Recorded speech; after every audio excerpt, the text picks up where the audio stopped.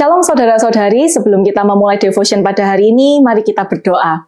Tuhan Yesus, terima kasih buat anugerah Tuhan pada hari ini. Kalau sebentar kami mau mendengarkan firman Tuhan, berbicaralah kepada setiap kami siap untuk mendengar. Di dalam nama Tuhan Yesus, haleluya, amin. Mari kita buka dalam Ester 2 ayat 15. Ketika Ester, anak Abihail, yakni saudara ayah Mordekai, yang mengangkat Ester sebagai anak mendapat giliran untuk masuk menghadap raja, maka ia tidak menghendaki sesuatu apapun selain daripada yang dianjurkan oleh Hegai, sida-sida raja penjaga para perempuan.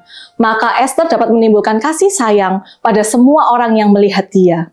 Bapak Ibu ketahuilah, Tuhan itu selalu hadir dan bekerja di sepanjang sejarah hingga hari ini. Meski nama Allah tidak disebut di dalam kitab Ester, kita lihat tangan Tuhan bekerja di balik layar. Salah satunya lewat Hegai yang mempersiapkan Ester. Hegai adalah sida-sida Raja Ahasiweros yang mempersiapkan calon ratu agar berkenan di hadapan raja. Hegai artinya bijaksana, dan ia tahu persis apa yang diperlukan Ester untuk mendapatkan hati raja. Dalam konteks perjanjian baru, kita dapat melihat peran Hegai ini sebagai gambaran pemimpin rohani yang Tuhan tetapkan dalam hidup kita. Seperti gembala sidang, pembimbing, pelayan Tuhan yang penuh dengan Roh Kudus. Dipakai Roh Kudus untuk menggembalakan, menolong, membangun, agar kita tuh siap menjadi mempelai Kristus. Rasul Paulus adalah contoh peran Hegai bagi jemaat. Seperti surat yang ditulisnya bagi jemaat Korintus.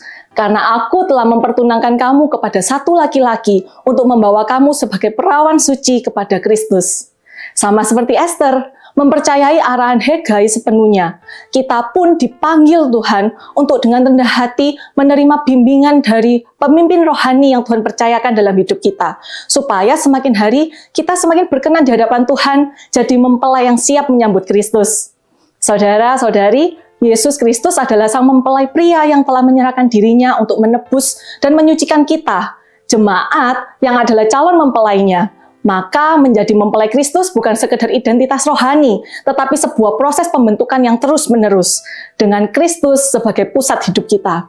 Di bulan yang bertema Renewed in Christ ini, mari kita dengan sadar bahwa Allah selalu bekerja dalam hidup kita. Roh Kudus juga memakai para pemimpin rohani saudara seiman untuk membentuk kita agar semakin serupa seperti Kristus.